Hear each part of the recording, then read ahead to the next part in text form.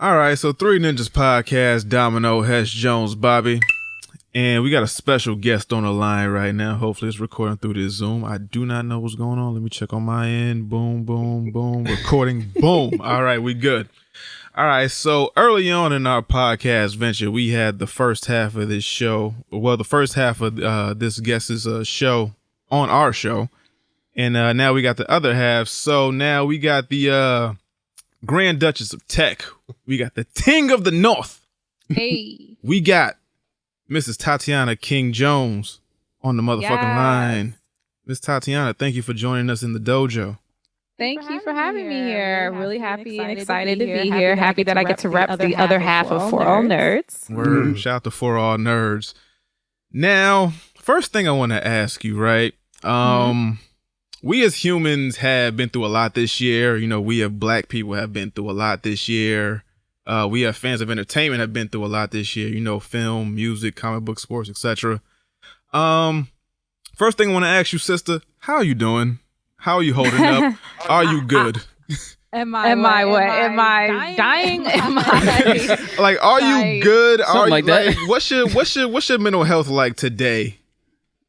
Drinking a lot of Hennessy. You too? Oh shit! I also have the Zeusay on the side too. So I'm not drinking my sorrows away, but I'm doing a lot of introspection. I'm doing a lot of writing. Doing a lot of recalibration of the things I used to do pre-COVID. Like I feel like you know how you have like BC times, like when you talk about dinosaurs and stuff like that. I feel like there's a before COVID and after COVID time. So we're in AC now, I guess. But we're just reflecting on how I was living before and what I was doing, and right now I'm just learning to slow down. Just learning to slow down. Yeah. So now to you, what was worse, 2020 or the end of Game of Thrones? Wow. I don't think anything can compare to real life death. But 2024, sure. Game of Thrones was painful for many, many different reasons. But at the end of the day, we had a really successful podcast because of it. Castle Black. So there was still a silver lining there. But yeah, 2020 is the absolute worst. Trash. Trinity dash. Garbage. So now this bald-headed bitch that we call 2020, right? Cynthia. Cynthia. Right. Oh, Cynthia Doll. Yeah. Cynthia. Yeah. So now as of Friday, we learned that 2020 also took our king Chadwick Boseman from us. And you actually had the opportunity to meet Chadwick Boseman at a premiere, I believe. What was the interaction like?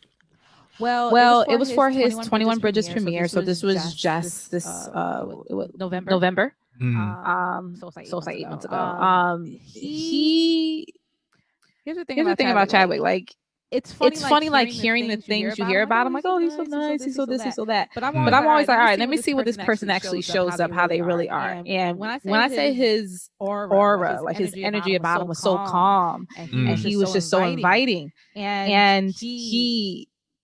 I don't know. Like I've met a lot of celebrities and a lot of people on the red carpet, and a lot of times they give off this air like they're just there because the whole why I'm here. I'm just here to do my job and get on, get off. Like, even though he had things to do and other people to talk to, like he gave us the time of day. He gave us the capacity to just vibe with him, to talk with him. He wasn't trying to rush us. Like, he was incredibly sincere. It helped that we're all Benjamin and myself were both Howard grads, and he's a Howard grad. He was a Howard grad, and it's hard for me to even say was. Yes, but. Just that camaraderie and that familial attitude in that like absolutely helped. But even without that, like him just saying hello to me, hi, how you doing? I'm Chadwick. Like he was just he was a normal person. He had no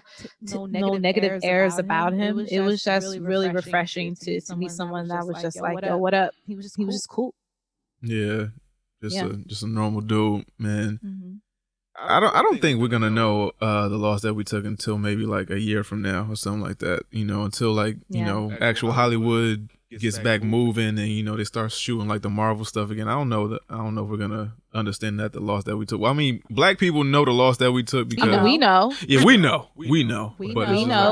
Otherwise, this outpouring wouldn't have been as great as this. I mean, this is like a global outpouring right now. The entire diaspora is just shook off of this. Like he long live the king. At the end of the day, he's always going to be King Chadwick. But this was devastating. Mm-hmm.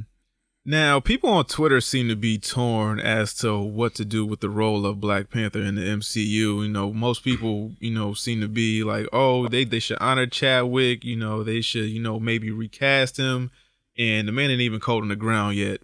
Other people say, leave it alone. No one can replace him. Put a bow on the bitch. Done. What do you think we should do with the mantle of Black Panther when it comes to the MCU? Right. Well, you kind of touched on it. Like right now, I think everybody should be respectful and shouldn't be talking about any of that because I think Screen Rant did it like the same night it was announced that he passed. Like fuck Screen Rant. They put up a I'm sorry, can I cuss here? Yeah. Definitely. They put up a really fucked up article that was just like, okay, so what's going to happen to Black Panther 2? And it's just like, that's what's on your mind? That's what's important to you? Mm-hmm. It was, I don't know. It was just disheartening. But I mean, just from a and again, I'll try to separate it because it's an empathetic side to it, and there's if we're just talking logic, comic book type side. And for all we know, is already happening. But they're probably going to pass the mantle on to Shuri. I mean, that's already written in the stories. There's pretext for that. So that's the thing to do. As far as what I personally feel like I don't have any personal feelings about right now because I don't think we should be talking about that. Mm-hmm. Right. Great answer. Now, we want to really get into your backstory and see where, For Our Nerves really, kind of came from. Yeah. So now, Tatiana, where are you from? Where am I from? Yeah, where you from? Oh, from East New York, Brooklyn. I say that like someone saying you're back to me, but I am from East New York, Brooklyn. Do you want like my whole background, like a real whole backstory? Where your mom work, where your dad works, siblings, all that good shit. You know how them. You know how them, the password questions work, What's your childhood? What was your high school name? What was your mascot? Yeah, what was your? But no, grew up in New York. I will say when it comes to For All Nerds, it was just kind of at this point I feel like it's Providence. For All Nerds started by Combat Jack. It was an offshoot of the Combat Jack show. He had his and really that was kind of like the dawn of podcasting around that time. But he had his Combat Jack show was all about hip hop. Had 30 million niggas on there, and him, Ben Amin, and a few other people wanted to talk more about like geek stuff, more about comic book stuff like that. So they did like an offshoot, and they went down from 30,000 niggas to like 15 to like 10. Right. So of course there's just too many niggas. But they were having a great time. But when you're Combat Jack, you have a lot of responsibilities, a lot of things going on around your life, and and other people that you want to uplift and help get them on their path. So he gave the reins over to Ben Amin, and he was just like, look, man, I need you to continue this and just continue to build it. Ben Amin's whole thing was, I can't be on a podcast talking about geek stuff with 10 niggas, like just 10 dudes. Right. It was it's just doing too much for him. Too much testosterone, he basically, was it 7 years now? He basically put out an APB on Twitter. It was like, I'm looking for women who want to talk about geek culture, who are into comics, who are into gaming, who are into all of that type stuff. I had just come off of another podcast that was about nerd stuff. And I was just like, me. I didn't know him personally, but I knew about his website. Because he used to have a website where he would release, like, because he's a DJ from Howard. So he would always release all this music, like, this was before, like, when was this? This was like during the time or right after the time of like Napster and all that other shit. Yeah. So like, this is on that Piff level where you just go on some site to get all the music and all the albums. So that's how I knew him. That tweet came across. I was like, fam, hit me. I'm good for this. I DM'd him. Now talked to him a little bit about, this is me. Fast forward, we do basically a test episode. I'm not supposed to even say where we were because we weren't supposed to be there. Afterwards, we're not supposed to be there. But we were at a very special studio in New York City. We had our very first episode. It was me, myself. It was me, Jamie Rigetti, another woman there, amazing girl. Chico Leo and DJ Ben Ami. Chico Leo, shout out to Chico Leo. Chico Leo, the God. The God. So we did our first episode. We had great chemistry between the four of us. It was really cool. And they said, all right, come back. I think it was the next day or maybe a couple days later. But they were like, all right, come back again. Let's do another episode. And on that episode, we interviewed Prodigy from My Beat. Oh, okay. So like right away, I got thrown into the fire. Like, okay, now, not only are you going to be in this podcast with people you don't know, and you talking about stuff that I hope you know what you're talking about. You're going to give you a big time guest like that, and it still went well. I had worked on the podcast I worked on previously was a live podcast, so it was no room for error and stuff like that. And maybe that helped prep me. But with this, it was pre-recorded, so if you fucked up, they can fix it. But after that point, they was like, "Yo, we want to keep everybody." Again, fast forward now, a few years later, the hosts change. Like people switch in and out, but we still all love each other. Like I still fucks with Jamie Rigetti, still fucks with Chico Leo heavy. But it ended up being like me, Ben, and like a rotating third guest. Third host. And then after a while, I was like, all right, just me and Ben's gonna helm this, and then we'll always bring in other hosts or other guests. And you have where you have now, where it used to be called Fan Bros. The bros was a little out of hand, a little out of pocket after a while. It wasn't really inclusive. Was it? It was a little out of pocket after a while. Like at first it was cool, but then I blame white people because they fuck them people. Listen, they started doing what they do, which is the dude bros. Gatekeepers started showing up, and then people started saying, "Oh, here come," and they weren't talking to us. They were just saying it in general. That, "Oh, here come the bros telling us what we can and cannot do in comics, and what we can and cannot have fun in." And then at one point, people started using the term these fan bros. Now they didn't mean us, but the point is this connection started being made that this negative connotation. Sounds so much like we niggas were like, for me. oh no, this can't stand. And really at the end of the day, it wasn't really gender inclusive. Like it was just people were having the wrong impression before they even heard a word out of our mouths. They saw fan bros and was like, oh no. Yeah. So we made a decision 3 years. It's almost 3 years ago now to change to For All Nerds. Funny enough, Fan Bros was the fan in Fan Bros was always an acronym for All Nerds. Right. It was an easy adjustment for us. And here we are, still going strong, doing big teams, and I'm really proud of it. Okay. Now you rotated co-hosts quite a bit. Now, why is that? Is it just, was it a conflict between the hosts? Was it just like a conversation between you and Ben? Like, hey, this person ain't gonna work. Yo, you hated Jeff J. No, it wasn't no conflict. There wasn't a point of conflict. It was just people's lives changed, people's opportunities changed, and like just being able to. First of all, I mean, it, but podcasting takes a lot of work and a lot of dedication, especially if you're like dead ass about it. Right. You're going to really spend the time. You're going to sit there and do the research, and to this day we're independent. Like we're independently funded. We independently produce it. Just recently got an engineer, but like we used to do absolutely everything. Edit. Me like learn to edit shows. Just do everything ourselves. So anyway, point is lots of work that goes into it, and sometimes everyone still has day jobs and other shit going on. I still have a full time, so like it just didn't fit in a lot of people's schedules, and things changed. And I there was no, and like I said, there was never a negative thing to it. It was just people's lives change, and it didn't necessarily fit into their life in that way no more. And that again, still okay because we were still cool. And as you know, like even to this day, sometimes Chico Leo will pop up on a show. Yeah. Just because he can, like I for some reason I can't be there, or Ben can't be there, and he'd be like, oh, he'll step in to help. So it was just a matter of circumstance. Okay. Now, are y'all still on loudspeakers?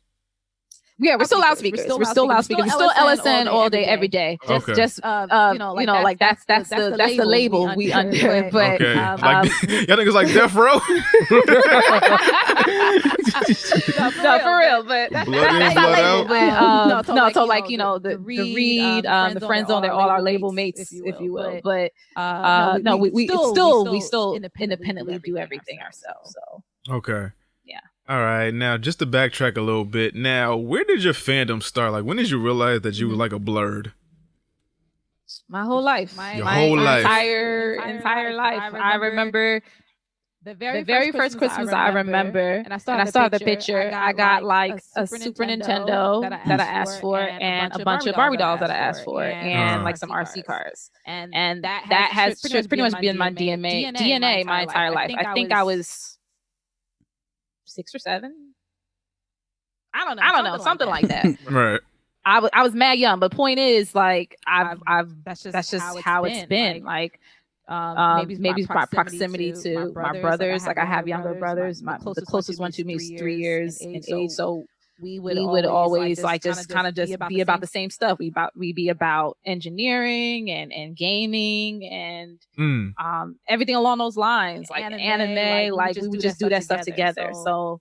And it was just shit that really just excited me and just made me like happy. I've always loved like animation and all that stuff.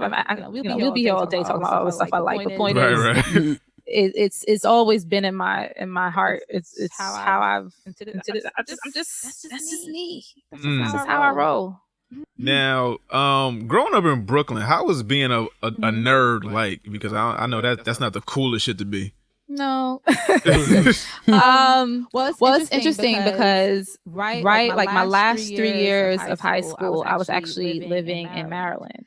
And my parents are divorced, so I would go back and forth between my dad and my mom. Okay. And it wasn't I would say that whole geek stuff didn't become a situation or a factor into high school, because that's when guys even paid attention to me at that point. Like, right. Dudes wasn't paying me no mind in elementary school, middle school, all that stuff. Like half the time people wasn't even thinking about that. I had grown up in a predominantly Latino area, so I wasn't the one they were looking for anyway. I'm darker skinned. They wasn't checking for me. But it wasn't until later on in high school where it's like I guess people started checking for me, and that's when people was like, oh, what you into? Thankfully, I fell into a group of people who was about that life. Like the people who I like, we would sit there and have basically pulling each other's geek cards just all day long, and we would talk about like what we talk. Oh God, we would have these debates about Batman Beyond. Shit. We would quiz each other on like different gaming systems. Like I remember I like played somebody to the left because they was all like they was like, oh, she don't know nothing about gaming. We was talking about the Dreamcast or some shit. Dreamcast, legendary. Yeah. Legendary system, underrated system, but like we were just going back and forth for that. We were like, yo, bet you don't know this. How many bits is in a Dreamcast? You know, I'm like 128. Like I said that shit mad fast. I was running down all the specs. And they was like, yo, we getting up screaming. But I at that point I realized, well, fuck what anybody else says to the contrary. Like this shit is cool. Like this shit is fun. And I was again surrounded by people who was with it. Like the kids I was with, they were skateboarding, watching anime. Getting in trouble, but like everybody was cool, and it was girls and guys. Like there was of all different backgrounds, so it was never. I never had the typical, oh, she's a geek, stay away from her. Now, that isn't to say people ain't call me geek all day, every day, right. Or nerd, family particularly, but it was never like, I was crying down and out all the time. Yeah, man, fuck them. That's all right. It's cool. Yeah. Now, going to high school in Maryland, is that what influenced you to go to Howard? No, actually, I didn't know shit about HBCUs. I didn't know shit about the history of it. Like, I'm the first person. I'm the first person in my family to go to a 4-year.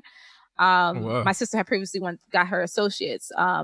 So nah, like I had no, and if I did, I didn't realize it, but I didn't have any particular references to it. I just knew like it was a Black school. It was different than everything I've experienced. Like every time I've gone to public school my whole life, and it's always been generally mixed with more white people. Right. And I was just like, yo, it would be dope to go to college where it was generally all black people. Like, it would be different. Maybe the proximity was good because if I ever wanted to go back to see family, they were right there. So I think it was just really because it was black. It was blackness where I was just like, yo, I need to experience that. And thankfully I was accepted, and the rest is history. So now you earned a bachelor in business administration. Now, is that what initially that you wanted to go to school for? No, I actually came in as an engineering major. I was a computer science major. So I did that for 2 years. Said this shit is whack. I didn't like basically to do all that. Like, you had to take all the maths known to man, and you had to basically sit up in the lab all day, every day, coding. And I've always been about, like, if I'm going to code, I'm going to learn on my own. I can do it on my own time. I can do it when I feel like it. I don't like sitting there being told when I gotta just be with it and then be there all day, like literally sleeping in labs, computer rooms. So I was like, hell no. So I try to find something that let me use the analytical part of my personality along with the creative part, because I would say I'm pretty balanced in that. And marketing came along, so I was just like, hell, maybe this will work. So I ended up moving over to the School of Business and graduating with a degree there. Okay. Now, did you see the future in what you found your interest in, or did you just like think like, hey, I'm gonna take a marketing degree and just take whatever I can get? I don't know. I think the other reason why I remember this conversation. The other reason why I decided to do marketing because I felt like I can do almost anything in business. Like I knew that if I and right now at first it was about money. It was just like, yo, what degree can I get where I know I could get paid? Right. And still be able to do a little bit of stuff that I like, and that's why marketing was attractive. Right. And I think that was really this initially what it was. And then also like right around my last year, that's when Twitter and all that stuff started coming up. And then those new opportunities started rising up. I was like, oh, tech and marketing. Oh, there's a connection there. So I did see a little bit of the future with the advent of social media. But now at first it was all about, yo, how can I get paid? Right. Yeah. Now, when did you get into like the real tech side of everything? Because you call yourself the Grand Duchess of Tech. How do you ingratiate yourself in the tech world with a marketing background? Yeah. Same thing as like when you asked me like when I know I was a geek and stuff. My whole life. I was taking apart computers just at an early age. I was just curious of how does this work? Right. The very first time, like, and this is back in the day, so like when you had that, you had your stupid fucking old ass IBM PC.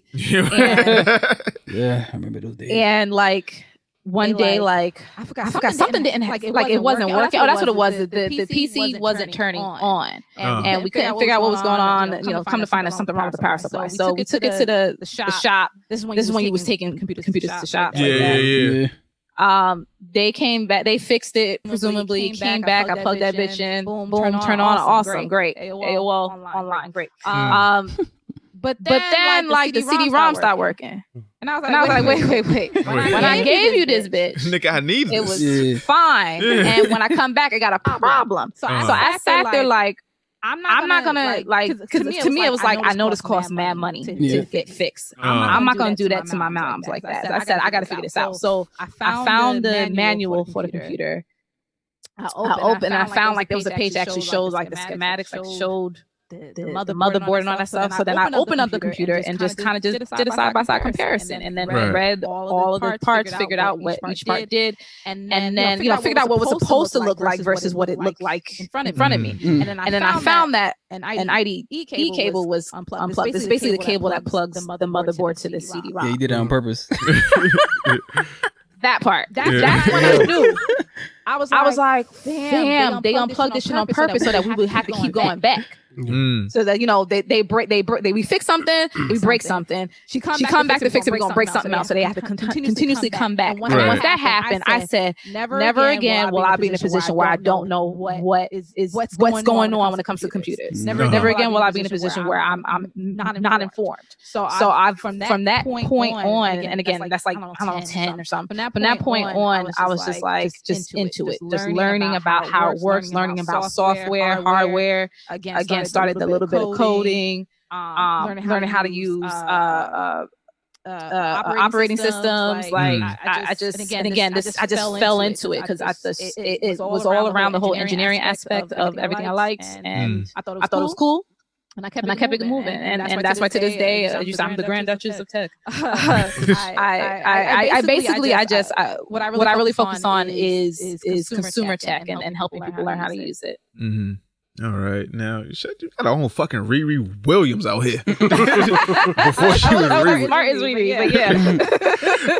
Other than that, congrats on the Marvel Voices thing. Thank you. I forgot that was this year, yo. Yeah, fam, I forgot that. We talked to Rob Markman. I forgot we talked to that nigga this year about the same shit. 2020 is such a bitch that I did not like. It wasn't until because I think I was thinking about it like last week. I was like, oh bitch, that was February of this year. Yeah, like fam, like you fucking bald-headed hoe. Thank you very much. Yeah, it was an amazing, incredible experience. Shouts out to Rob. Rob's my boy. Shout out to the whole Marvel Voices crew. Like that was wild as fuck. Now, how did that opportunity come across your table? You know what? Just knowing the right people, being in the right places at the right time, and putting in effort. Right. And lots of time that's really what it comes down to. Are you putting in the work? And do you know the right people? And the opportunity came to me, and I was just like, hell yeah. But I didn't know I don't think I realized the extent of the impact because like I was told like, oh, do you want to write for Marvel? You will have an essay that appears on Marvel's site. I was like, it's me. It's me, for all nerds, Grand Duchess, all that. It makes sense. And you want to write about tech and Riri and all. So I was like, fuck yeah. So I was writing it. I had a blast. I wrote it really quick. Edited, boom, done out the door. I was like, cool. Didn't hear nothing about it for a little bit. I was just like, I did my job. I'm feeling good. I got paid. Just what up. I got paid. Again, you see the pattern. I'm just like, am I getting paid? Yeah. But I got paid for doing something that I like. Right. There it is. Then it pops out. It's on the website. All the big news. I'm really excited about that. Didn't know Marvel was gonna be like pushing it on their own socials. I was just like, oh. Yeah. Real thing. 2 million people. Okay, this is for real. You out here. And on the actual site, I was like, all right, cool. What I did not realize was that they were gonna put an excerpt in the actual fucking comic book. Right. And that my name is in print in the bold book. Yeah, not Queen. In bold by Tatiana King Jones. So that was shocking and something I didn't know was gonna happen. Shocking in a great way. I didn't know it was gonna happen. And then being with Angelique Roche, who helped kind of get that all together. Karen Mahorn, just everybody that was there. Rob, like everybody that was there. That we were at Anyone Comics and we did a signing there, and that was surreal. I had a little bit of out of body experience. Almost like first of all, I showed up late because I was running late, so I ran up in there like, oh, what's up? And then as soon as I walk in, literally take 2 steps, someone says, yo, can you sign my comic book? And I said, huh? Yeah, it gets real. And then they was like, yeah, so can you sign it? I know you did your essay. And I'm like, in my head, I'm like, I think you're confused. I did do the essay. My shit ain't in here. And then they turned to the page where my name was in it.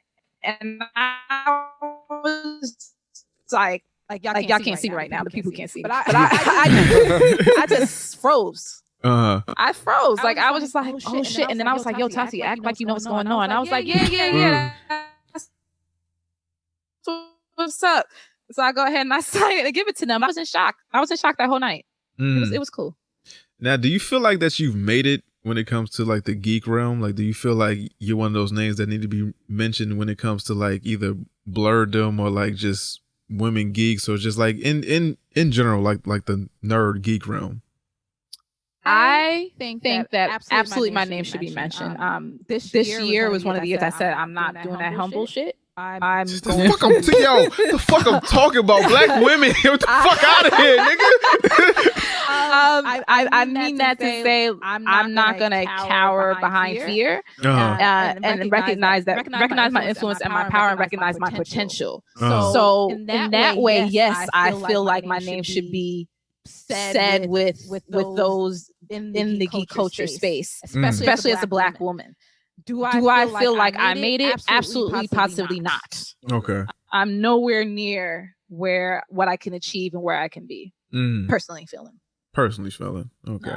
All right. If you say so. Okay, cool. I have a long way to go. And again, that's not a put down for myself. Like I know I've achieved some great things. I think there's quite a long journey to go and way more to accomplish. I mean, you could say that, but a lot of us haven't been made into Marvel characters like you have.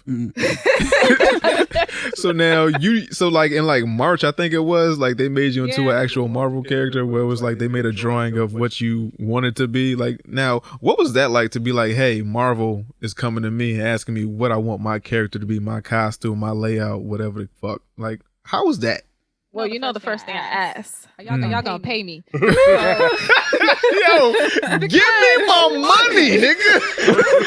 It's like, look, fam, this is Marvel / Disney / Nikki from the block. Like, I know y'all got it. Number one, and number two, the second thing I thought was like, well, I'm giving y'all IP. Like, this is my thoughts, my way of what I think a character should look like. So you're taking my creativity. So that long story short, all that shit belongs to them. That's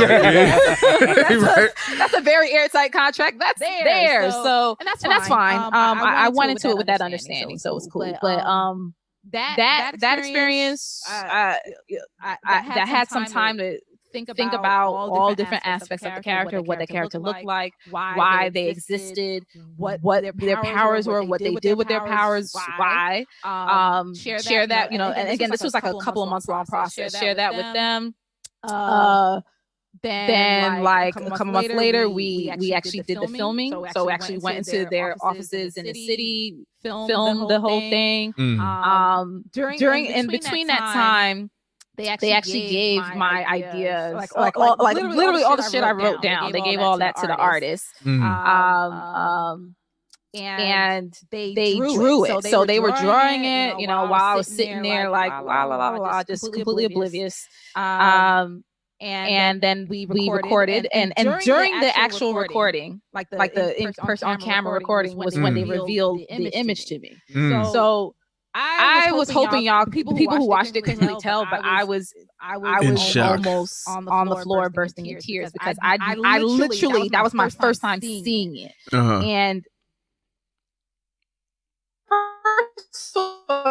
she was pretty as hell. My character didn't have a name. Pretty as hell, like black girl, unmistakably black girl. And it was just to see that shit come alive. Come alive was just one of the most incredible, perfect feelings I've ever felt. So I think because I'm also a writer, it's just seeing your words get interpreted in such a beautiful way was really impactful. Right. Yeah. So I was just like, yo, I'm a thug. I can't be crying. But like, I'm a thug. I'm from Brooklyn, nigga. I can't be crying. What the fuck is tears? I can't be crying. Not on camera. They wanted that too, because that's good for TV. Like, they wanted that, I could tell. But I was holding them tears back so hard. Yeah. I was like, this is beautiful. Yeah. So you might see my eyes a little glassy if you watch that clip. Yeah, that's all right, son. That's all right, son. That's my shit, son. Sorry, you doodle a little bit, You doodle, what I'm saying? You doodle a little bit. and again, another thing where I was shocked at how it was received. It was received well. There was also because what would the internet be without actually people, right? There was some people like, you just described Symmetra from Overwatch, and I'm like, nigga, nobody was thinking about no fucking Symmetra. Yes, they're similar and all this other stuff. Yes, there's things that cross intersect, but like, nobody was fucking thinking about that. Like, who gives a damn? But generally, amazing feedback. I had mentioned that my character was a technomancer, and then the author who literally invented the term technomancer saw the video and was like, "Oh, that's cool." And I almost had a heart attack because I'm like, "Holy shit!" Like people who I wouldn't necessarily have access to is seeing my stuff, and I'm putting another black character in the world, like an original black character. So it was cool to say the very least. Right. Now, if you had to pick a world to be in, what would you be a part of? Star Trek or Marvel? Why would you do this? I got to, baby. What you want me to do? Shit, man. Okay, listen. So you could be a technomancer in Marvel, or you can be, whatever you want to be in Star Trek. Okay, here's the thing. Star Trek is my life. I know. I know. I love Star Trek. But I do want powers, bro. I want powers. And also I want to say shout out to Nelson Blake III. He's the artist that drew me as into a Marvel hero. But I want powers. I gotta have some. I got powers. I get to smack this shit out of like Professor X or somebody. Like, yo, do niggas really not like Professor X like that? He a bald-headed scallywag. Yeah. Shout out to Steph I Will. She came with that. Follow Steph I Will on Twitter. She's fucking hilarious. But maybe understand how much of a fuck up he really is. So. Nah, that nigga really do be like on some other shit. That nigga really like Splinter. Like, if you read like the first issue of the Ninja Turtles, he was really brainwashing them turtles to do whatever the fuck they wanted. He was like, yo, go kill this nigga, and then like, all right, come back. Nah, CPS needs to get on Professor X's ass. He don't have no business being around these impressionable young children. Children like at all. But I in that context, and I'm sorry, LeVar Burton and everybody, but butterflies. I gotta go with Marvel. I mean, hey, personal preference. I get it. Yeah, it's just because I want the powers. I'm selfish. So. Nah, I get it. Fuck it. Nah. Hell yeah. Picking powers too. I can't fly in outer space. Like, come on, man. Like in Star Trek, like, Yeah, you got to compete with green motherfuckers and all that. Nah, I'm good. Now, you basically live in Star Trek right now. Almost. Yeah, nah. I mean, except for without the utopia. Yeah, I mean, the joy part. Minus the joy. It's kind of asks, would you like being on Earth right now? Would you like being in space? Space. Yeah, for real. Put me on the International Space Station ASAP. I'm good. Yeah. Pluto look tempting right now. Pluto look mad the fuck good right now. Right. Now, you've been doing the show for about 7 years, I want to say, right? Yeah. Okay, now when did the Wesley Snipes obsession come in? Well, I didn't start that. That was started by. I feel like that was still an offshoot from Combat and everybody. But and rest in peace, rest in power, Reggie. I feel like that was an offshoot of them and Ben and all that. But I mean, I jumped on board because it made sense to me. Like it was just that Wesley Snipes was like the penultimate black hero. We had Blade and all the other stuff, and it was just like he's just kind of. I mean, I feel like it's a little less now, but he was just basically like a mythical person to us. Mm-hmm. And at the time, he was like one of the highest people you could have had on the show. And then it was just at first like it was just a funny thing, and then it just became a thing. It became a question we asked people like, what's your favorite Wesley Snipes film? And we would ask that to all of our guests because we would get some incredible answers, and it just stayed like that. What's your favorite? Until recently. What's your my favorite? Yeah, what's your favorite Wesley Snipes film? Blade 1. Mm-hmm. Not Blade 3. Why niggas be shitting on Blade 3 like that? That shit really is bad. I mean, it really is bad. Yeah, Triple H in that shit. I don't want Triple H. Nah, right. Probably Blade. Yeah. Didn't he suplex Dracula in that shit? Mm-hmm. He suplexed Dracula. I believe so. Nigga, I'm with it. Yo, I'm with black niggas doing anything right now. Yo, fuck it. Yeah.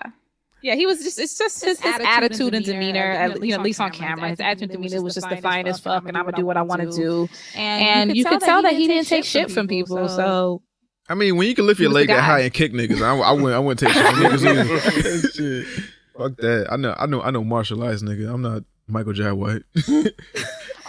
Shout out to Michael Jai White. He's a big supporter of our show. We really love him. So yeah, he actually should take the place of Wesley. Wesley curves us on the daily. So. Yeah, I mean, Michael. When I heard Michael Jai White on your episode, it was kind of awkward. It sounded like he didn't want to be there. He didn't want to be like, cause like the way that we are used to Michael Jai White, well, the way that we see him isn't the way he was on the episode. So it was like, you think of Black Dynamite, you think of comical, you think of what's the fucking Tyler Perry shit? Animated. Yeah, it was just like he was just real like Kawhi Leonard type. Like he was just real stubborn. I assure you, he wanted to be there. He was actually really happy to see us because this was her second time in a show. The first time he was actually driving on the way to go. Like he was driving from LA to somewhere an hour away to like pick up his kid or something. And the audio was terrible. It was like we had a nigga that was eating while they was giving an interview.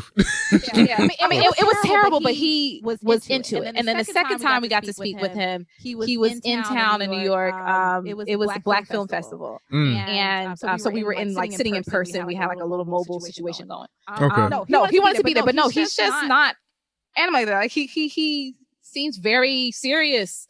But like he's a really nice guy, and I know people say that they're like, "Oh, he's a nice guy," and then or they say, "Oh, my dog doesn't bite," and then it proceeds to bite you. Yeah, he been through a lot. You know, he got shot with a shotgun before, right? He got shot with a shotgun. When? Yeah, he got shot with a shotgun in his hand. In his hand? Yeah. Shout out to Bridgeport, nigga. We tough. Wow. Gang. That's real. But no, he's just I just think it's because he has a very like serious tone and air about himself, but he's very, very introspective, and he gives gems all the time. But no, he wanted to. He may have been tired, but he was like, we were like, "Are you okay? Do you have time?" He said, "I have enough time for you guys." That's what he said to us. Okay. He said, "I have plenty of time for you guys." So I was like, "All right, cool." Yeah. Now, what guest sticks out the most in your 7 years, if you could think of one? Because you've done a lot of interviews. You've done a lot of, either in person or people on the phone. Like, what interview sticks out where it was like, all right, maybe I didn't expect this person to give me as many gems?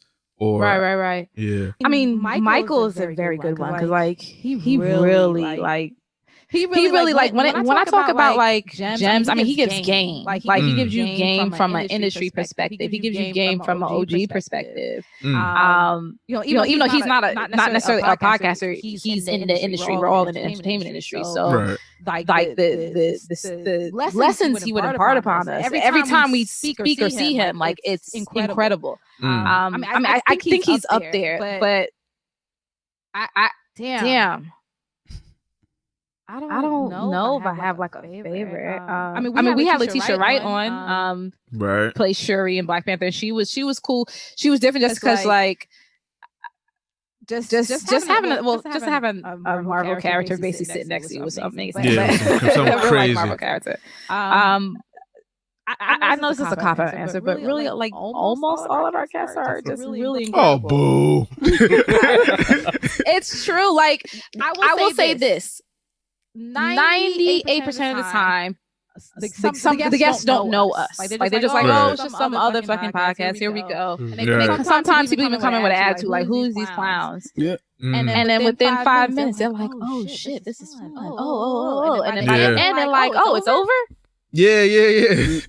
And I would say like that reaction I love. And again, this is maybe like 98% of them. Like they're like, oh shit, I want to come again. Oh, y'all cool as fuck. And I'm just like, that's why you can't judge. Like you don't know what we about to say, we about to do. Like you don't know what you about to get into with us. Like we gonna find out your life story anyway. So right, yeah. TMZ or fucking otherwise, we gonna find out about you, my nigga. At this point, I consider myself an expert. I consider myself a good interviewer. Like I know how to talk to people. So we get good stories from a lot of people. But I can't. I know. Boo, cop out, but I can't pick just one. Now, initially when you got into the podcast game, did you know what it was going to entail? Like, when you answered the tweet from Ben, it was like, oh, pick me. But did you know that you was going to be interviewing people and getting to know people and, having to do this in-depth research and all this stuff? Yeah. I assumed as much. What I didn't know until I got there and was very pleasantly surprised was that it was going to be so hip-hop focused. Like, you come from Combat Jack and Ben Amin. Yeah, like, it wasn't like I was really listening to what they was doing prior, but the fact that they combine hip hop with the culture, with geek and geek and a little bit of pop culture. When I came, we started also going into pop culture, but it just that juxtaposition between saying I fucks with I don't know, like whatever your favorite rapper is, and then the fact that we read in the comic at the same time, like that is my life. Like, that's everything about my life, like and everything about my personality. Like I told you, like Christmas, I wanted the Barbies and I wanted the RC cars. Like that dichotomy, that idea that it can't be just one. You can have both. Why not both? Like the Taco Bell girl says. Like it was cool, and it wasn't. And I was happy that it wasn't like comic book guy, like from The Simpsons. Like it was like, well, oh yeah, like all that bullshit. Like I wasn't with it. Like the way that they approached it was like we the cool geeks. Like we like all the quote unquote mainstream cool shit, but at the same time, we're gonna educate you about some anime as well. Yeah. Now, have you ever been starstruck with a guest? No, never. I can say that absolutely positively no, because there's only two people in this world that I would ever be starstruck, and one has already passed. That's Michael Jackson and Beyonce. Michael Jackson and Beyonce. Now, do you think that you would get Beyonce on the show, like, ever? Like, do you think that Beyonce would ever be into, like, geek culture or, like, something that you... Oh, yeah. You don't know that old-ass 3DS commercial? She was supposed to have a video game, too. First of all, this girl, I don't know, it was like maybe early 2000s. There's a video out there of her in a mocap suit. Because she... Doing what? She was like dancing. She was doing all her this was her Sasha Fierce time. So she was doing her choreography. And they was mocapping. They was mocapping all her movements because they were going to create a video game. My nigga, did you see fucking Lion King? Did you see how horrible she was in Lion King? Do you hear how horrible she was in Lion King? Listen, that's voice acting. Something else. So, but and also they were going to animate her. So my whole point is the mocap was just to get her personal movements, but who knows what the fuck the game was supposed to be about. But the fact that she even touched upon that, Beyonce NBA Jam, it's a gift now. But like when she was on like a Nintendo 3DS commercial, she's like slamming. I don't know why she's using the stylus so hard. She's slamming the fucking stylus on the screen. Like she's gonna put a hole in it. But yeah.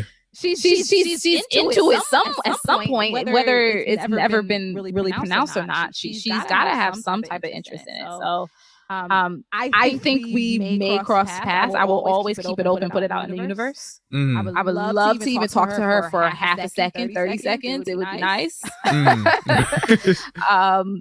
But you never know. Now, when it comes to For All Nerds, right? You guys cover comic books and pop culture, but it seems like the anime aspect is missing. Is that something that you guys, consciously don't talk about, or it's just like, Ben's not interested in it, so you guys just don't talk about it?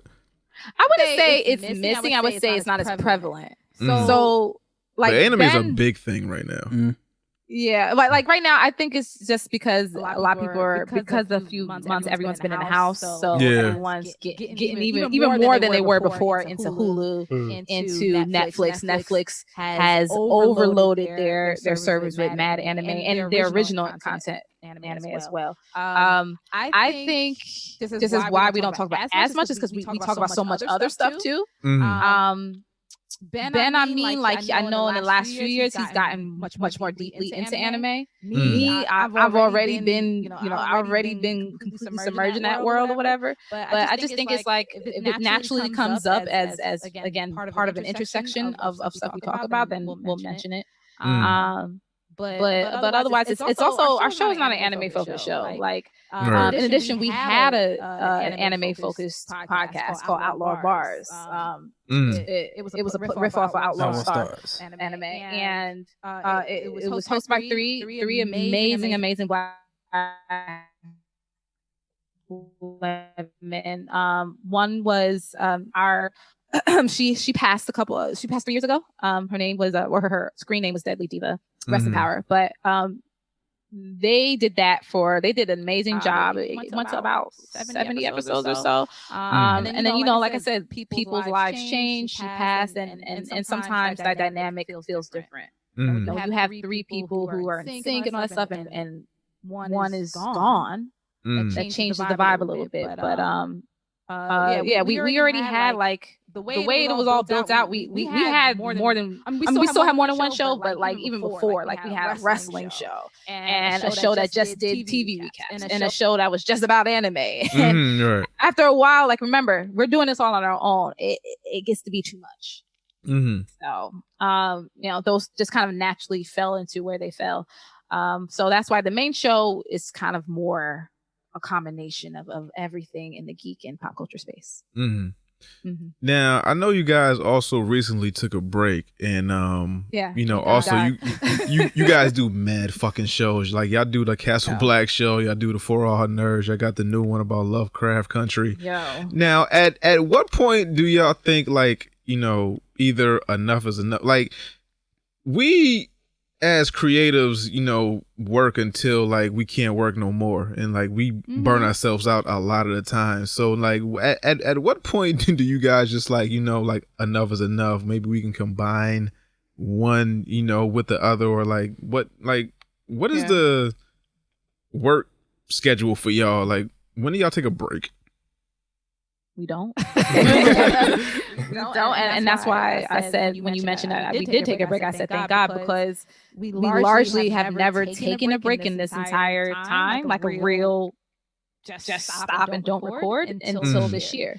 And again, this is 6-7 years worth of recording. At most we may have taken a week. Right. Maybe week and a half, but never like a full month and a half like we were for the summer. So it was necessary because of exactly what you said, because of burnout. It was necessary because of we're in the AC after COVID time. It's just a lot. I don't think, at least for me, I don't think I get to a point where enough is enough unless I'm doing something where, if I'm doing something with other people where the dedication is not there. If I'm going to put my time and effort, and time is the most valuable commodity to me, because you cannot get it back. You cannot create it again. Once it's gone, it's gone. If someone isn't respectful of that and putting in the effort and the work, then that's when I'm like, all right, I'm out. Either you're going to do it or not, I'm out. And Ben and I have been so dedicated towards the cause. And also for all nerds and everything that's come of it, like, we've gotten additional opportunities and additional life paths because of it. This isn't really something we see that, enough is enough. Like, no, this is the vehicle that's helping us get to where we want to be. Now, one day you might see a version of the show where it's completely different hosts, but we're still going to be there. Like, we're still, it's still going to be it's going to still be us, still be our brand. We own it. Like it. There will be things that change, and as we talked about this whole time, like, we had different shows, different hosts, different things going on. Stuff is going to change, but as far as for all nerds, like, it's basically going to live forever. Okay. Now, we talked about this on the episode earlier, where ownership, right? You know, you guys, are signed. Oh, I don't know the situation that you guys have with Loudspeaker. It's that I know people like, oh, you're signed with Bad Boy, like. No. It's just like when you're part of it. Well, again, different networks. It's different nowadays. Like, now, like, people like, oh, I'm on Spotify. Like, you're signed to Spotify. You have a contract on other stuff. Yes, all of our shows are signed to different sub networks and all that other stuff. Yes, people are signed to loudspeakers. But as a brand, as a trademark and all that stuff, we own that. Right. Like, okay. For All Nerds LLC, that's me and Ben. Good to know. For All Nerds is me and Ben. like we legally own it. We own our masters. If you want to put it like that. We need to own our shit. I'm telling you, my nigga. So we own our masters. And that's thank you to loudspeakers for being that, having that freedom, having that foresight. Really thank you to Reggie, because he started this all. Right.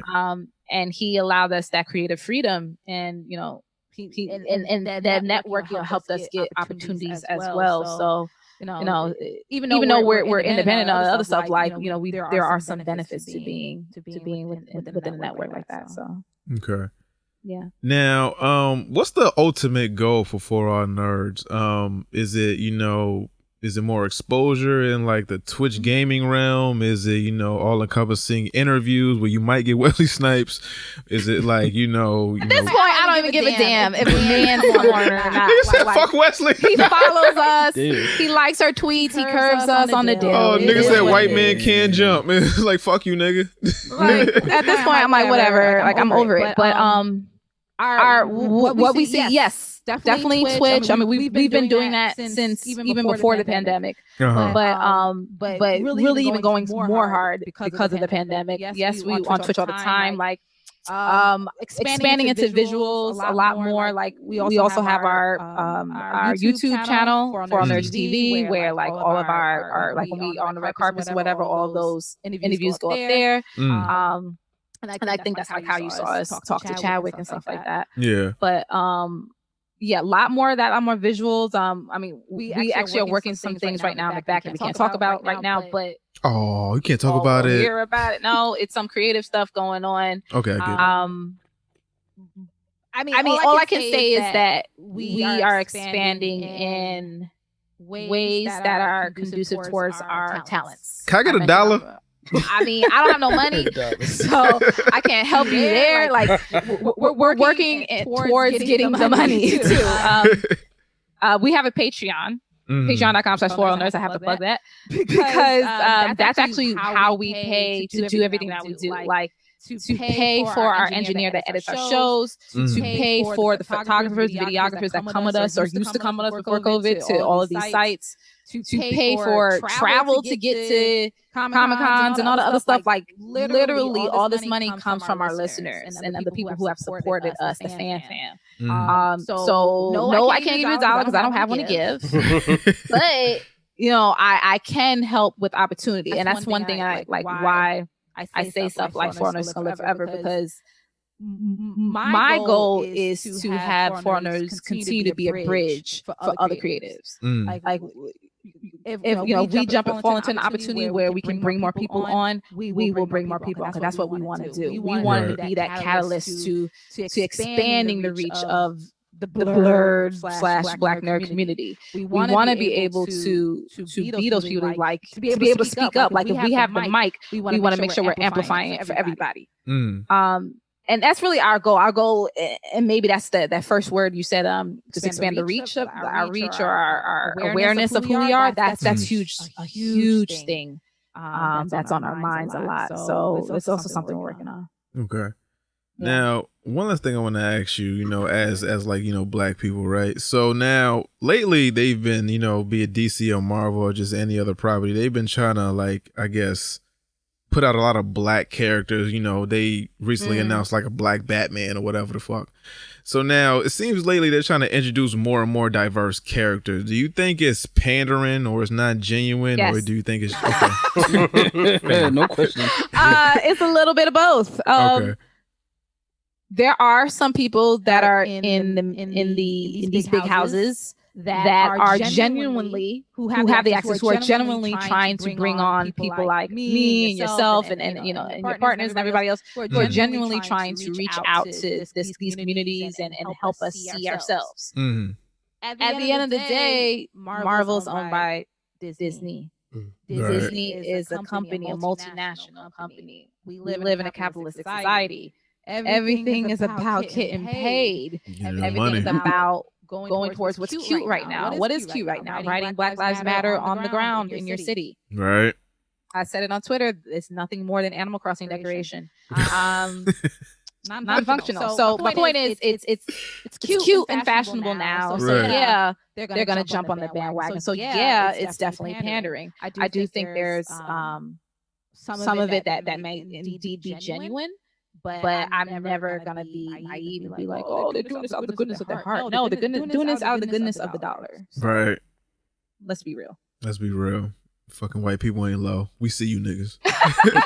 You white people ain't low. We see you motherfuckers. We see the play. Like y'all ain't low, but you know, we'll take it. But you know, we see it. So now, I guess that's it. You know, plug all your shit. You know, where can they find you? Where can they listen to the podcast? Where can they find you exclusively? You know, all that good stuff. All right, so boom.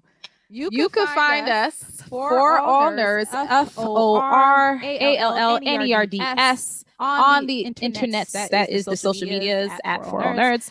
You can email us if you want to get in touch with us. Contact at forallnerds.com. We have a website where we have some I wanted to say exclusive content. That's not true. But we have a website where we have editorial content and original content, forallnerds.com. I mentioned we have our YouTube channel where you can see all of our interviews and things like that. For All Nerds TV on YouTube. We have our Patreon page where if you want to help us financially, help us get even bigger and better and stronger, patreon.com/forallnerds. Oh God, there's so much. Like now that you asking me to say this, I'm like, shit, we're doing too much. Never doing too much, Queen. We're never doing too much. We have our Lovecraft Country Focus podcast, which recaps and reviews every episode of Lovecraft Country that's on HBO right now. It's called Safe Negro Podcast. You can follow it, Safe Negro Pod, on IG and on the Twitters. And you can follow me at Tatiana King, TATIAN as in Nancy AKING. I'm that name on all socials unless I'm hiding, then you would never know who I am. But gotcha. That's by design. But yeah, if you're into geek culture, pop culture, the mix thereof. You fucks with us. You fuck with what we talking about, what we're trying to talking about. You know, come to death row. Now, also before you get off the line, I just want to tell you thank you, right? Because when I started listening to podcasts, maybe like 4 or 5 years ago, it was like a few that I listened to. I listened to like Bill Burr, Combat Jack, you know, and some other ones. And then I found your podcast through I think it was through Loudspeaker. I want to say. Yeah, probably. Yeah. So probably some more than likely, but you know, Combat Jack probably mentioned or whatever. But you know, I didn't know that there was podcasts like that out there where it was like niggas talking about like geek culture and shit like that. So I just want to tell you thank you for like introducing me to like this genre of podcast where it was like I could listen to people like me that like the same shit I like and they're talking about it in depth. So I just want to tell you why you on the line while I'm in your face. Thank you. Well, I'm happy that us niggas could do it for you. Shout out to the niggas. I appreciate being a nigga, talking about geek and pop culture. I think it's fun. I like being able to be myself and not really having to answer to anybody. So I really though, thank you for having me. Thank you for the thank yous. I appreciate your whole team for trying to put this together and making sure that we were able to talk today.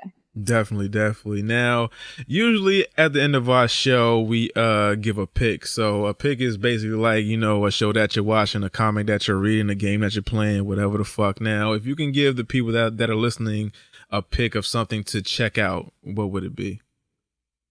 Lovecraft Country. Lovecraft Country. You got to watch that. Like read, both watch and read it. Read the book by Matt Ruff that the TV show is based off of, and watch the show. You just because you mentioned play, maybe you were talking about games. I'm just going to mention a system overall. If you can afford it, and if you don't have it yet, buy a Switch, a Nintendo Switch. That's hard to find, man. Yeah, Switch is hard to find right now. So get it asaptually right now, right this moment, if you can. I promise you will not be disappointed. I mean, my co-host Hesh don't want this Pokemon smoke. We doing that right now? So it's all good though. It's all good though. You don't want this Pokemon smoke. I won't hear that when I beat that ass. Yo, what up though? Yeah, do it. All right, cool. Yeah. So Tatiana, thank you again for coming to the dojo. We appreciate you. We love you. Sure. You know, we always, you know, want to elevate these black voices, and you know, we anytime we can have you on. If you want to, you know, talk about something on our little podcast, you know, feel free.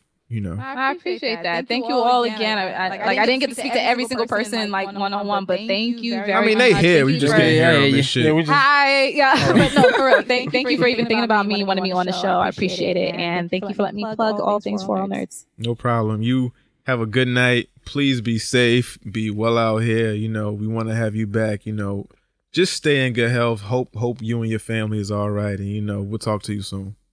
All right, man. Peace. Thank you. Peace.